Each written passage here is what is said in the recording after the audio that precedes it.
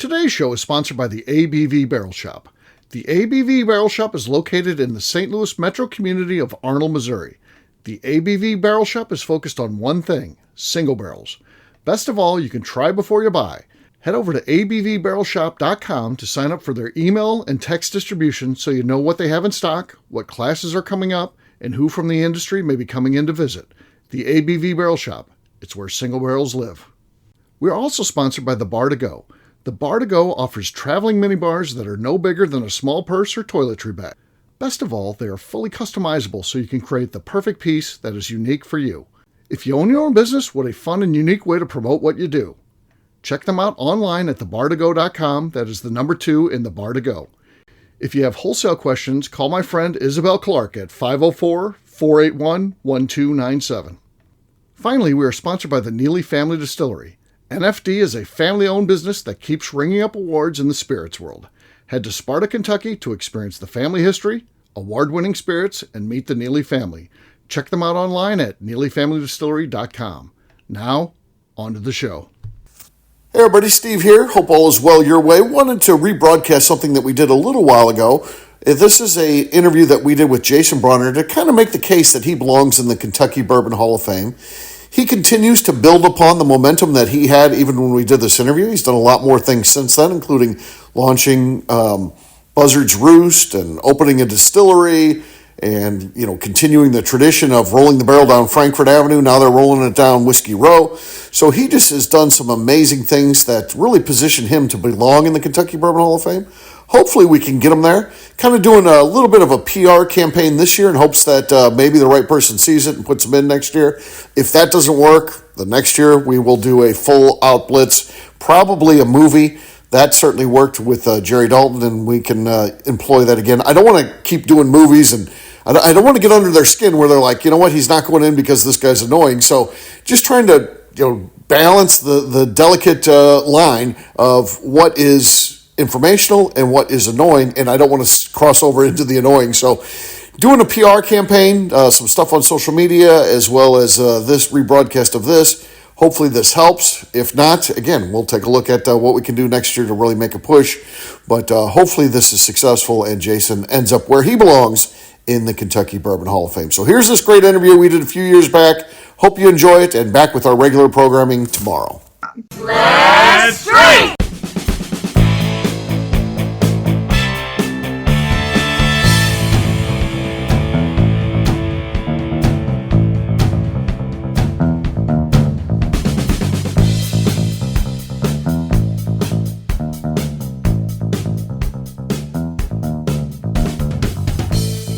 Hello, this is Steve Akeley, and welcome to a special edition of the Bourbon Daily.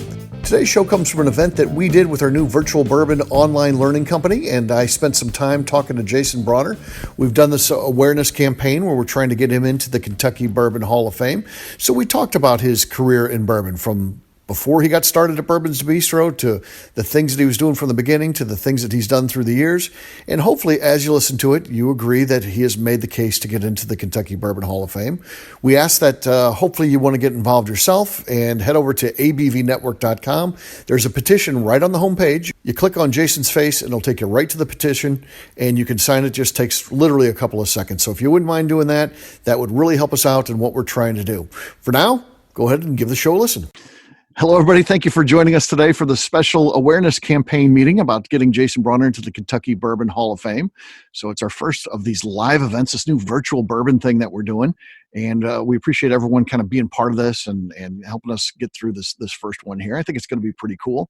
We've been involved in this since the beginning of the year. This was an awareness campaign that we launched. And Jason, I want to talk a little bit about that up front, and the fact that we did this on our own at the ABV Network. We didn't come to you and say, hey, we were interested in doing this. We didn't say, hey, do you want to see some of the materials we're putting out? You didn't ask us to do that or anything like that. We literally just did this on our own. And I think there was a very specific reason for that. Is we want it to be genuine. We want it to be literally, we feel like you deserve it. And we wanted to do this on your behalf. So the first time you see it is when everyone else saw it, in the fact that we post things on social media. That's when you became aware of what we were doing, when you saw that. What did you think when you started seeing these posts go up about, get Jason Brauner to the Kentucky Bourbon Hall of Fame? Steve, it never really had crossed my mind until people brought it up. And, I mean, definitely flattered by the thought that you guys have put into it, and really appreciative of what it is. But just, I never did, I hadn't thought about it, or like I said, it just never crossed my mind. Yeah. You're just a guy who had a love for bourbon and started a bar. And we're going to talk about, though, the things that you've done that I think make you very worthy of that. We're going to get into the kind of the criteria to going into a Hall of Fame, not specifically the Kentucky Bourbon Hall of Fame, because they don't post anything. It's again, privately held. They don't have to, say what the parameters are or anything like that. But we're going to kind of we're going to talk a little bit in general about what it typically takes in to get a Hall of Fame. We're going to talk about what you've done and why we think that those two things match up. Before we get to that discussion, though, I want to talk just a little bit about the process. And again, this is a privately held organization. It's the Kentucky Bourbon Festival Board that actually is in charge of this. So for those of you that have attended the Kentucky Bourbon Festival that happens every year, this is part of that. So the board actually is in charge of that. They, kind of an offshoot of the KDA, but it's separate from the KDA board. It's not the KDA board. It's the Kentucky Bourbon Festival Board. And there's three ways that you can get into the Kentucky Bourbon Hall of Fame.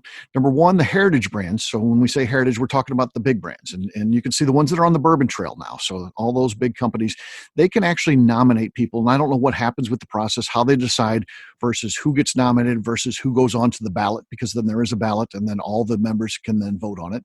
I'm not sure, how they get from that to that, but that's the first way, is to get nominated by a heritage brand. The second way is the craft distilleries, and this was just started last year where Evan Culsveen got in. Craft distilleries can get one person in a year. So they nominate them, they vote on them, and then they can get one person into the Kentucky Bourbon Hall of Fame per year. And then the final way is, and it's a kind of a catch-all, because if you think about it, if only heritage brands and craft distilleries can get in, who would get in other people? So say whether it's, there's been a couple of writers that have gone in, there's been some historic people not affiliated with any of the current brands and things like that. And what they do is they go through individuals like that, and then they determine and they nominate within their group, and then the board can then put in people like that. I always say, to me, one of the biggest misses that isn't in the Kentucky Bourbon Hall of Fame yet, and certainly was involved in Kentucky Bourbon on a very big way, is Dr. James Crow. I always felt like, Dr. James Crow is someone who should be in there. He's an innovator. He, a lot of the technology, he started a brand that lasts to this day. He's really started branding. I mean, him putting, Old Crow on Crow whiskey on there, and then people started asking for Old Crow and became the brand. I feel like he belongs, but he's not in there. But that would be the path that Jason would have to get this, because a heritage brand technically could nominate him, but they've got their own people. Jim Beam or Four Roses or any of the big distilleries, they're going to be nominating their own people. They're not going to nominate someone outside the organization. Craft distilleries, same type of thing. They're going to be nominating within the craft industry. So Jason's path to get in would be through the board. So that's why something like this awareness campaign, I think, is very important. It's not anything that they have to pay attention to or anything like that. There's nothing that there's no stipulations or ways to go about getting someone on their radar. It's just, for us, it's just a matter of putting together a lot of information, showing that there's interest from the public about it, and then presenting it to them. Now they can do with that whatever they want. They can take a look at that and they can discuss it. They can see if it's something that they believe in. They can read the material, or they could just totally ignore it. And again, it's a privately held organization. They are absolutely allowed to do whatever they want. So we come into this knowing that, but we still believe in this effort of getting Jason in. And again, that's going to be where the things that we're getting ready to talk about here, why we feel like he belongs. I would say that when you're looking at the criteria for going into any sort of Hall of Fame, there are things that are normal to take a look at. And again, I don't have what they look at for the Kentucky Bourbon Hall of Fame. I'm just talking in general here about typical Hall of Fames, whether it's sports or any other industry that has a Hall of Fame. They want to look at things like, is the individual that they want to recognize, is that person an innovator? Has he or she done anything that has changed, the industry, that type of thing? Is that individual ever been considered the best at what they do? So that's something that typically gets you Hall of Fame recognition. Another thing is longevity. So if we think about sports, and there's usually a minimum that they have to be playing. It's some sports it's 10 years, some it's 5. It just depends on the individual sport. But typically there's some sort of longevity that shows that you've been in the industry for a period of time. And then the last thing that is typically looked at is legacy. Does this individual have a legacy that's worth preserving? Does it help the industry down the road to recognize this individual and have their name and accomplishments known for others in future generations? So that's kind of the things that I think are important to be in the Hall of Fame. We're going to talk about how Jason marries up with those. So, Jason, I've got 7 things here that I think that you have done for the industry that has really helped, build bourbon to what it is today. Now, there's no one individual that can take credit for everything that's happened in the bourbon industry. It's kind of a culmination of a lot of different efforts, and we can always talk about some of the things that have contributed to get us where we are. But I think that you've played an incredibly important role in where we're at today for many reasons, and not the least of which is what you do interacts with the fans, directly with people that are drinking bourbon. You have the masses come through your place, and we'll get to all that. But I think that there's 7 things here that are really key, and we want to talk about all those. So when you got started, now I've talked to you in the past before about this. In 2001, you came up with the idea, and it takes a while because then you go through and can we get funding for this? Can we do this? And then you have to get a place, and then the place that you're in involved a major overhaul. You had to redo a lot of it, but you ultimately opened in 2004, and you wanted to open up a bourbon bar, not a whiskey bar, which a whiskey bar is, very popular up before that, but you were really the first person to open up a true whiskey bar, a true bourbon bar to focus, specifically on bourbon. So tell us a little bit about your thought process in that, why you elected to do a bourbon bar. Well, we opened in 2005. You said 4. Sorry about that. 2005. We started working on it in 2004. Actually, really got incorporated as Bourbon Steakhouse in 2001. Okay. Decided not to do a steakhouse. That being a bistro, along with the French cooking and the ties to Louisville and French and bourbon and kind of French. I don't know. It just was easier for us, I thought, to do a bistro. Mm-hmm. I'd been in the restaurant business for quite a long time, since I was 21. So it was a pizza joint, and kind of got tired of doing that, and pretty successful at it. But so I thought I'd try my hand at more of a fine dining place, more of an upscale, restaurant. So a friend of mine, we're sitting around, and we loved bourbon, and we were drinking bourbon, and knew that 95% of the world's bourbon comes from, about 70 miles from where we're sitting. So we decided, we were kicking around names and just decided to call it Bourbons. Mm-hmm.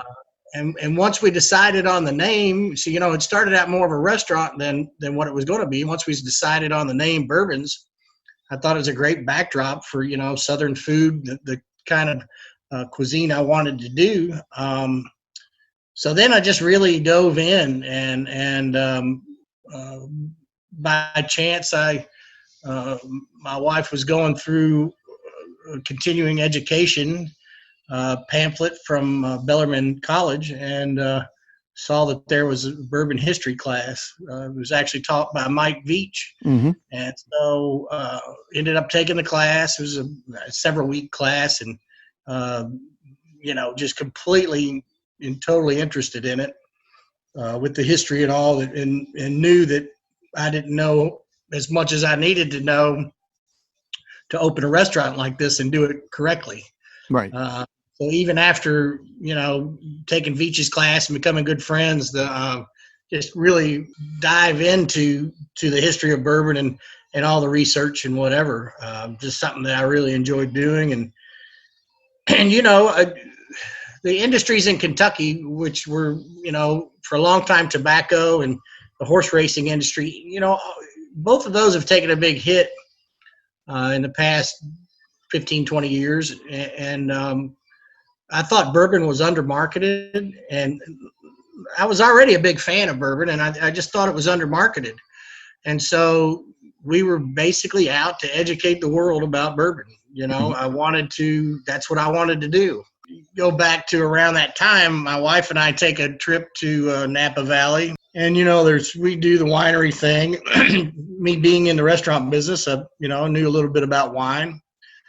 So we go up and do all these, little chateaus and winery tours. And we come across one, and we're talking with a girl, and, she says, "Oh, where y'all from?" And you're from Kentucky. And I guess in California, I've got a pretty heavy accent. You got it everywhere, but yeah. So it's like, so not a little bit. I said, Kentucky, I'm we're all about, I don't know how bourbon got brought up, but it did. And, that it just kind of made me angry that she just, acted like I should have overalls on and bare feet, and my wife should be pregnant, and we shouldn't have any teeth. And so it really she kind of shunned bourbon as being a legitimate drink, like a lowbrow thing. Yeah. It was a total lowbrow type thing that, wine is the greatest thing in the world. And that really set me off. I was like, you're just completely uneducated about the subject. Right. And we're trying to talk about it, and to act like you're so educated about wine and not know any other spirits.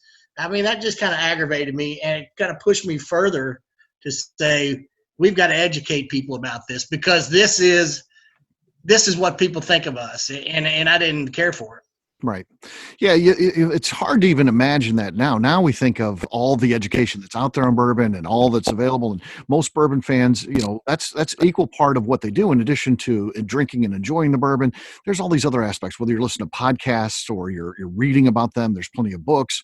There's information on the internet. There's so much information out there that education's a big part of it. But, back in 2005 and before, it just wasn't that type of information. So yeah, the fact that you recognize that, and you're the first person to put bourbon in a bar or restaurant name, so that's pretty cool too. The fact that now it's commonplace. You go into any town, they've got a bourbon bar that has bourbon in its name, and you're the first to do that. And I think this is going to play into part of what we're talking about today.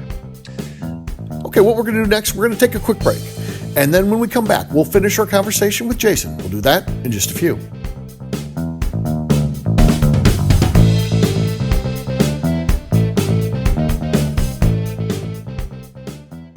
Okay, let's talk about the people that make these shows happen.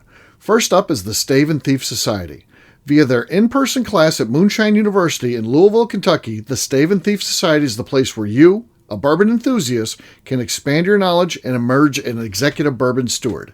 In 2017, I completed my Executive Bourbon Steward certification. It's the most comprehensive bourbon certification available and connects you with an expansive network of bourbon enthusiasts and professionals. Check out the full listing of in-person and online certifications and join the society today by enrolling at staveandthief.com. Speaking of Executive Bourbon Steward certification, the ABV Barrel Shop in St. Louis, Missouri has developed a unique partnership with the Stave and Thief Society to offer a preparatory class to assist you in getting your Executive Bourbon Steward certification. This prep class costs only $25 and is available to take live or online via Zoom. Graduates of our class receive a coupon code good for 15% off your Executive Bourbon Steward certification held in Louisville, Kentucky. This saves you almost $90. Additionally, you can collaborate with fellow attendees to split travel costs when you go to Louisville. If you're interested in signing up for the class, simply head over to abvbarrelshop.com and check out the classes and events page. Last but not least, we are sponsored by Neely Family Distillery.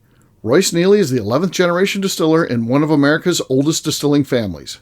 A visit to Neely Family Distillery takes you through family history, where you can see all the artifacts and newspaper clippings through the years from this family that started distilling in America after James Neely arrived from Northern Ireland in 1740. Today, Royce Neely and his team are crafting some of the best spirits in America. Their bourbon and absinthe offerings keep winning top honors in spirits competitions. Recently, their absinthe made history as the first platinum winner in the absinthe category at the San Francisco Spirits Competition. Neely Family Distillery is definitely a bucket list destination if you are a bourbon fan. Learn more about their spirit offerings, visiting their facility, and the awards they have collected over at NeelyFamilyDistillery.com.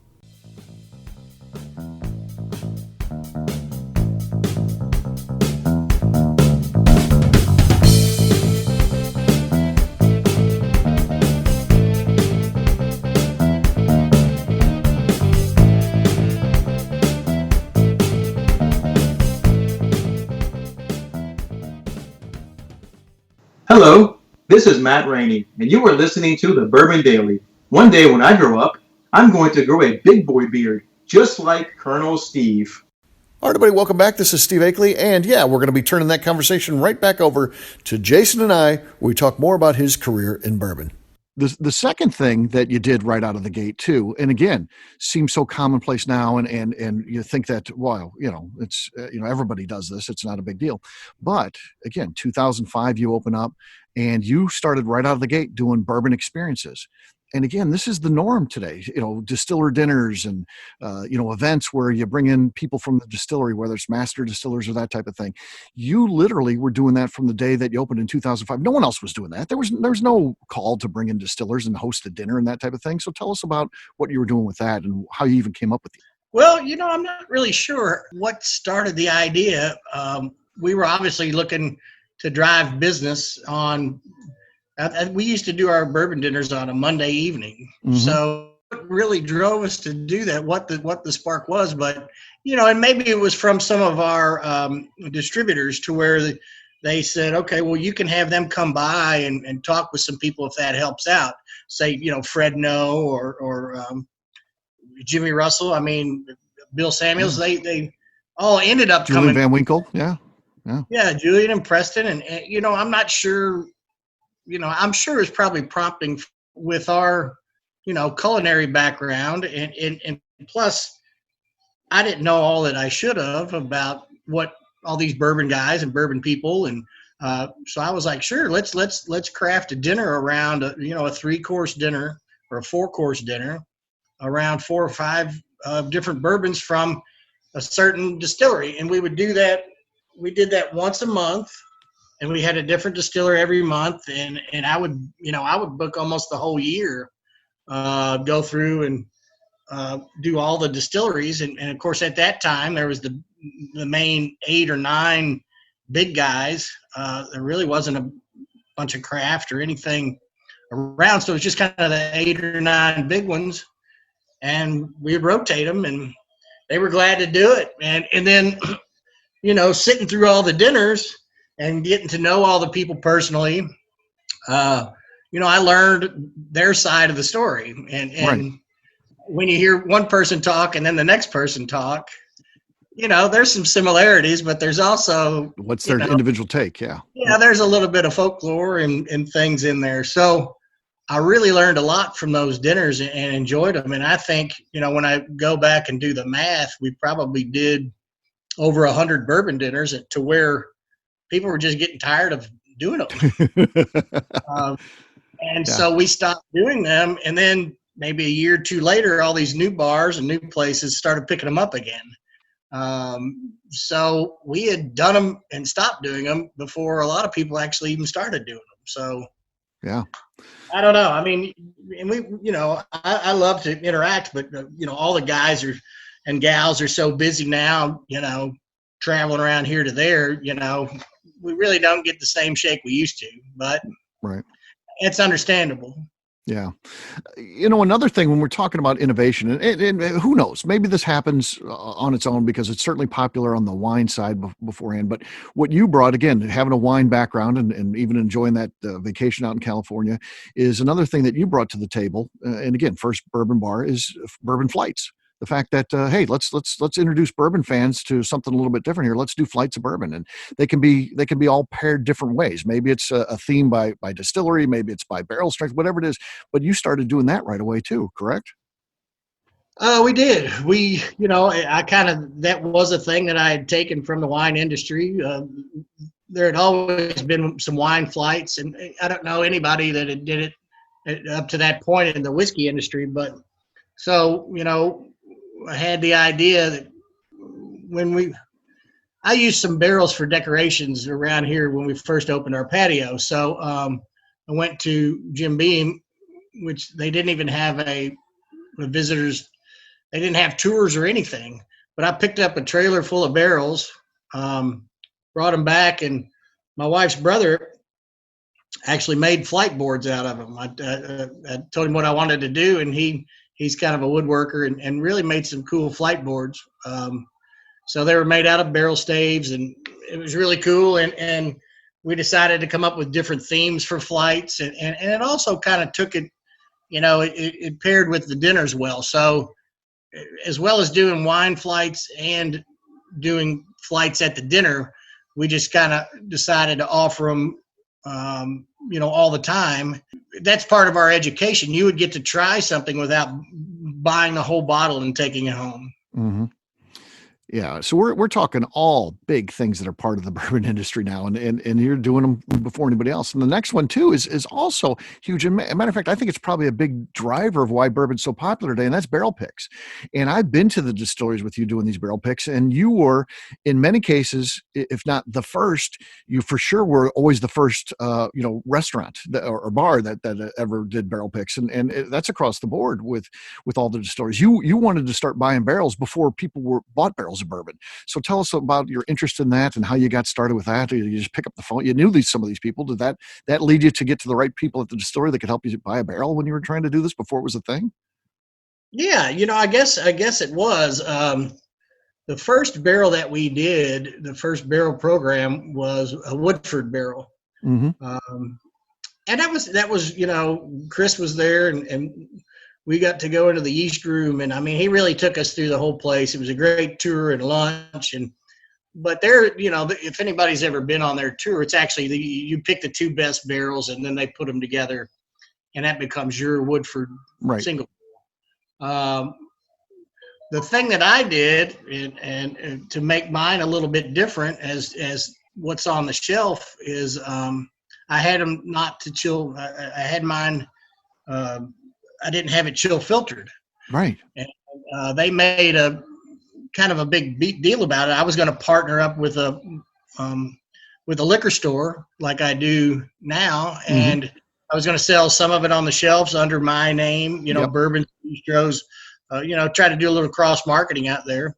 Yep. But Brown-Forman wouldn't let me sell it retail because they love the consistency of their product, and this one had been non-chill filtered. And by the way, it was just fabulous. Right. Yeah. I would do blind tastings at the restaurant of my non-chill filtered and their chill filtered, side by side. And 9 times out of 10, they would pick, I would say, my Woodford over their Woodford. Right. So yeah, this recognition that when you're buying a barrel, you're looking for something that's a little bit off the profile. You're not looking for something that tastes exactly what I can just buy a regular bottle. You want something that has a different. So you're trying that right out of the gate. Your first barrel pick, you're trying to change up the rules a little bit. Let's do a non-chill filtered. Oh. Yeah, and so then we did a couple of Buffalo Trace, and then we got to Four Roses, and they were the only distillery. And I think to this day that actually lets you do it barrel proof. Mm-hmm. And I'm a huge fan of barrel strength whiskey just because that's where all the flavor is. You really, if you've tasted barrel strength bourbon, you know what I'm talking about. So I kind of leaned towards Four Roses there for a long time, and actually, we did my 25th barrel from there. That's crazy. Yeah, that's so cool. And hopefully we'll get it, and hopefully we'll get it soon. But so I kind of got away I do love Buffalo Trace's product, but I kind of got away from it because they were just kind of giving me a 90 proof and putting a sticker on it, And so for me selling it next to their Buffalo Trace, on the shelves, it wasn't a huge selling point to where I could take a Four Roses and say, this is this certain recipe. You can't buy this. Yeah. This is. You can't buy it anywhere, right. at this certain proof. So I'm trying to get back on Buffalo Trace's barrel list, and that's been difficult. But we've done, like I said, we've done barrels. I've probably been on over 100 barrel picks over the years, and I love doing barrel picks. It's just one of my favorite things to do. So. Yeah. So the next one, number 5 on our list, and this is a very good point too of again, why you should be in the Hall of Fame, is the fact that your place is a tourist spot. It makes all the lists, top bourbon bars in the country. You're always in the top 5. You might be as high as number 1, depending on the list that you're looking at. And people come in. That's part of, I want to go to this distillery. I got to go to Bourbon's Bistro. So it's part of that. And the good thing about you is, you're there every night behind that bar. You're accessible. I see you talking to people from all over the country, and whether they have questions about brands, they just know who you are from just being this famous person in bourbon, or they want to get educated. There's people that come there and they want to talk bourbon. They don't know bourbon. You help do all that and so much more. And I think that's a really important part of this, the fact that it's so many people come through and they look to you and Bourbon's Bistro to help educate them about bourbon. Well, like I said, Steve, from the get-go, that's what we were out to do. We were just because of, the example that I had said earlier about, and that is all over the country, at that time. I mean, even, what was really embarrassing to me at one point, our insurance agent took us to the track to Churchill Downs, and this was early on in 2005 when we opened, and he was, obviously we're making this relationship, and so we go to the Turf Club, and I said, well, what kind of bourbons you've got? And, our waitress, which was really sweet, but she was, Jack Daniels, Southern Comfort, Maker's Mark, Woodford. Crown Royal. Yeah, Crown Royal. And I was like, well, those aren't bourbons. Right. And it, I was somewhat embarrassed because this is our product. This is Kentucky's product, and horse racing is Kentucky's product. And these people need to be educated about bourbon because we've got people coming from all over the world, So, I mean, it was almost embarrassing. So I've tried to, all the staff members we've had, I think, have gotten a pretty good education about bourbon coming through here. We love our staff to be able to talk to people, to give them the level of education that I could give them, or So, well, I mean, we put them through some pretty rigorous training, and it doesn't stick with all of them, but that, like I said, at the end of the day, that's what I'm here to do, is to teach people about my favorite product here in Kentucky is bourbon, Yeah. Yeah. Well, I've got two more things on the list here, and these go above and beyond what you're doing at Bourbon's Bistro, too. It just shows you the impact that you have on the industry. And the first one is your involvement in launching the Urban Bourbon Trail, this thing that ties in together tourism to Kentucky, that brings people in there, that in addition to going to the distilleries, there's other things you can do. There's bars and restaurants you can go to. And the fact that, this big push to get people to experience Kentucky, not just the distilleries, you were part of that in launching the Urban Bourbon Trail.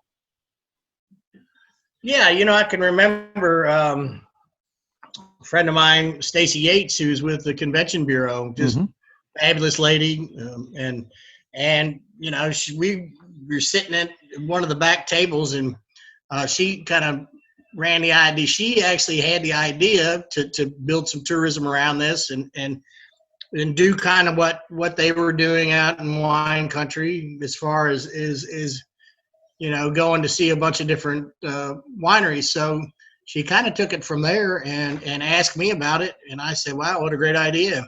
And so we were one of the original stops we were one of the original 7 stops on the Urban Bourbon Trail. And unfortunately, I think a couple of the bars are gone that were on there, but now I think there's over 50 to 60 bars on there now. Yeah, it's big. Yeah. But a lot of people look to that when they're planning their trips. That's one of the key things that they do, is they look at the Urban Bourbon Trail and start plotting out where they want to go to. So it's cool that you were involved in that from its inception. So, and the last thing on my list is, and again, you talk about a driver of interest in bourbon. Groups, I know in St. Louis, I'm a part of a bourbon group, and we get together, and that's where you learn about you try different bourbons, you get to learn, you talk with your friends and all that. And you were involved in the Louisville Bourbon Society. You were, key to putting that together. And again, which is probably the most famous one in the country when you're talking about bourbon groups. And so talk a little bit about getting that thing started. Well, when I got incorporated as Bourbon's Steakhouse and then eventually Bourbon's Bistro, I wanted to have a philanthropic group that got together around bourbon. So I started the Bourbon Society, and that's what it was supposed to be. It was, we were supposed to have a couple of fundraisers a year, black tie event where we would, throw this big shindig, and then we'd pick a charity that the money would go to, and it's just I wanted a group of people with a common interest, and one of them it was around bourbon. So what better thing to do than just throw a big party around bourbon and try bourbon and talk about bourbon, and then give some money to charity. So that's why I started the Bourbon Society. Once we got into it, and starting the restaurant was a little bigger handful than I thought, and it took a little bit more of my time. So actually, I was never the president of the Bourbon Society. Mm-hmm. I think Mike Veach might have been the first, or Dave Pape, or one of them. But I kind of had to turn that over to the group. We started with a real tight-knit group of about 5 or 10 people, and I just had to kind of let that go just because of the time factor. I just didn't have time to do it anymore. And I think it still goes on today. It still, keeps going today. Still meeting every, I think once a month, and they may have 150 local members. I don't know. I haven't been in a while, but hopefully one day I can take a breath and go to a meeting or something. But I don't think I know they want you to come back. So yeah, so I talked with some of the people. They're like, we got to get Jason back into this thing. So yeah, they want you, buddy. I don't think anybody, a lot of the members don't know that I actually started it or anything. So yeah, it'll be a triumphant return when you do. So that'll be cool. I just want to review as we go through those 7 things again, which again, the first bourbon bar, you did the flights, the barrel picks, the tourist spot, bourbon experiences, the Urban Bourbon Trail, the Bourbon Society. As we talk about what gets someone in the Hall of Fame. And again, there's never been a bar owner, there's never been a restaurant owner in there, but there are other categories outside of distilleries, owners, as well as master distillers. There's the historical people. There's one bartender, Joy, is in there. And then you've got writers and things like that. So there's other categories, people that support the industry. There's people that have been just involved in the industry, the KDA behind the scenes and stuff like that.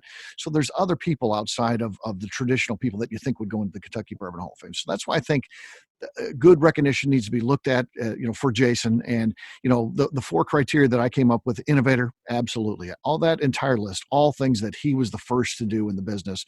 So I think, that's a slam dunk.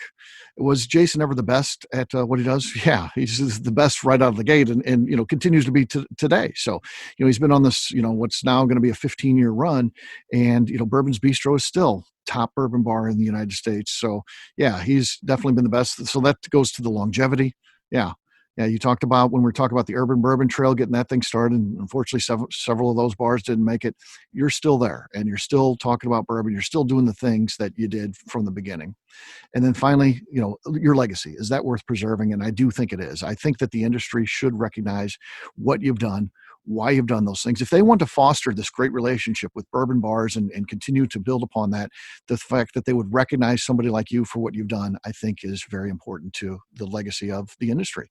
And because so many people are introduced to different bourbons at bourbon bars. And again, it all started with you. I mean, pretty cool stuff, right? Let's just put you in the hall right now. Well, I appreciate it all that you've done and everything. It just, like I said, it never really crossed my mind. I'm not doing this to get in the Hall of Fame. Right. You didn't ask for this. You did not ask for this, my friend. We want this. Yeah. This is what I enjoy doing, and a lot of people are coming down the road too. So, as they hear this, answer me, Jason. Would it mean anything to you to be in the Kentucky Bourbon Hall of Fame? Sure. Oh, yes. Of course it would. Of course it would. You can't. Yeah, you can't put your hopes on it because it's out of your hands. It's one of those things. But yeah. Like I said, growing up, even would you ever think that you'd even be nominated for the Bourbon Hall of Fame or whatever? It was just I don't know. Yeah, it would be a great honor to do it, definitely. But like I said, that's not why I do it. We did it, when we went into business. Rising tide brings all ships up. So that's what we wanted to do to all these distilleries and just to the category of bourbon, is to elevate it to the point to where it should be. Right. It should be recognized and should be enjoyed by people, and it's every bit as great a drink as scotch or wine or whatever you want. It's more complex than I think both of those put together once you really, really get into it. So I'm just glad that it worked and it took off and people are learning and enjoying it. Yeah, I absolutely agree with that. And so pleased to call you my friend, and hopefully you do make it. And because I just think, well, that would be the party of the century, don't you? We'll There's make a it. party of bourbons, man. I'm going to be there. So yeah, that would be great. Yeah, we'll make it one. And another thing I'd like to say is just what a great industry to be in. Mm-hmm. Yeah. They all the distillers, they make you feel like you're family. Mm-hmm. Yeah, we're going to wrap it up with some questions. Before I get that, there's a couple things I do want to touch on before we lose anybody too, is the fact that you can get involved in this. You can help. We do have a petition out there. If you haven't signed it yet, the easiest way, we've got it all over social media and that, but the easiest way to find it is to go to my website, and that's abvnetwork.com. And it's right on the front page, and it's the first thing that you'll see out there besides the header at the top. The first content right in the middle on abvnetwork.com. You just click on that and just add your name to the list. And it's just something that we want to present to the KDA as well. The fact that that people are interested in this. Right now we're sitting at 524, and I'd love to double that. I'd love to be at 1,000 when we finally do present this to the KDA. So please sign it, share the information, and that certainly would help us. You and I are going to be back together too a week from today, April 9th at 7:30 p.m. And again, talking about innovators, we're doing something fun. We're doing a virtual mystery flight. Those of you that live in Louisville, you have the ability to pick up 3 bourbons marked A, B, and C. And we are going to talk about those. We're going to provide tasting notes. Obviously, a chance to try to guess what it is. We'll have some fun with it, and that is going to be next Thursday at 7:30. So if you do that, you can head over to my website abvnetwork.com, hit on virtual, and it'll show you the events, and you can get signed up for that. And there's 2 different ticket offerings. So if you don't live in Louisville, it's okay. It's kind of fun to play along anyway. See what we end up choosing. There's a cheaper ticket for that. We are utilizing that money to give to Jason for his employees. So he's got people he's still got to pay. He's trying to do the best he can in very challenging times. And we're doing these virtual bourbon events, and each has a charitable component to it. The charity for this one is Jason's team. So hopefully, we'll raise a little bit of money that can help out there. With that, before we let everybody go, I don't know if anybody has any questions in our group here. If you do so, you can take your computer off of mute, and we can have you ask Jason any questions you like. Anybody interested? Jason, I mentioned your brand of rye whiskey that you put out. Yeah. Okay. Talk to us about Buzzard's Roost. Well, that doesn't, as far as getting in the Bourbon Hall of Fame, we're not there yet as far as a bourbon yet. But our plan, I do have a rye whiskey out and a couple of rye whiskeys, and it's called Buzzard's Roost. And we just came out in July of 19. And our second batch is going to hit the shelves Friday, this Friday, tomorrow, I think. Okay.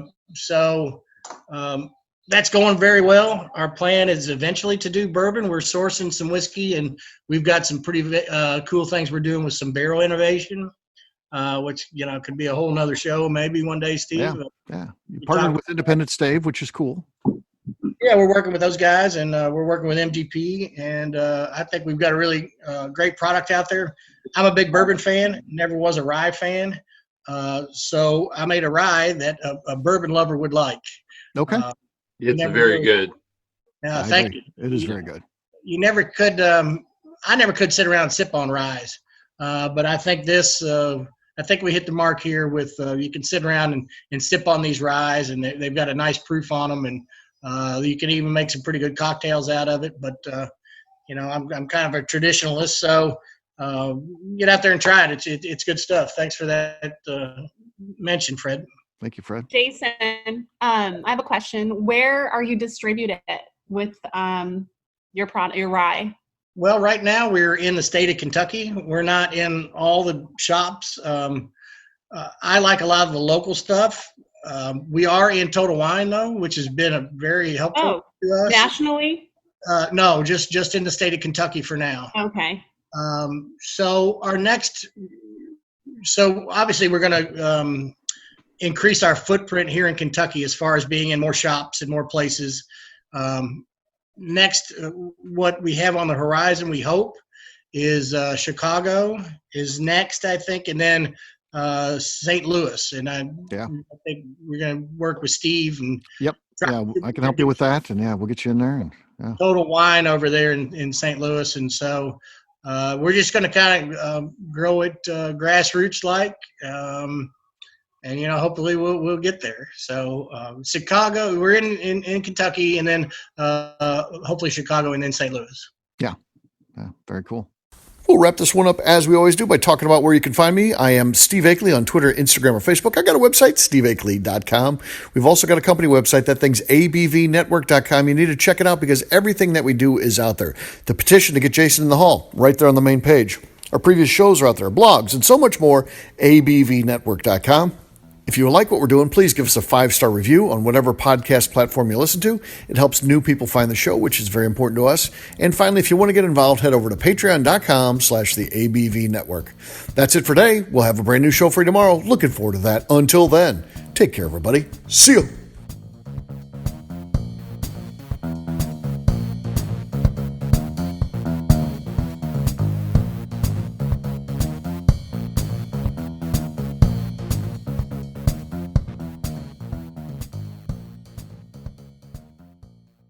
Before we let you go, let's talk about one last thing, the ABV Barrel Shop in the St. Louis community of Arnold, Missouri. The ABV Barrel Shop is focused on a couple of things. First of all, single barrels.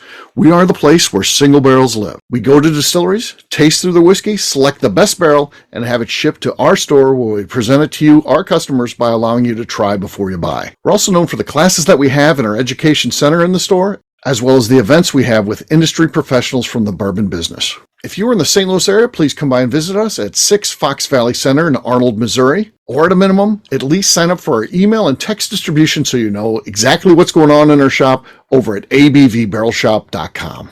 This is Steve Akeley, owner of the ABV Network, signing off. We thank you for listening to our programming and truly appreciate your support. The Bourbon Daily is part of the ABV Network. For more information or to become a sponsor, please visit abvnetwork.com. Thanks for listening and cheers. This has been a Steve Akeley production.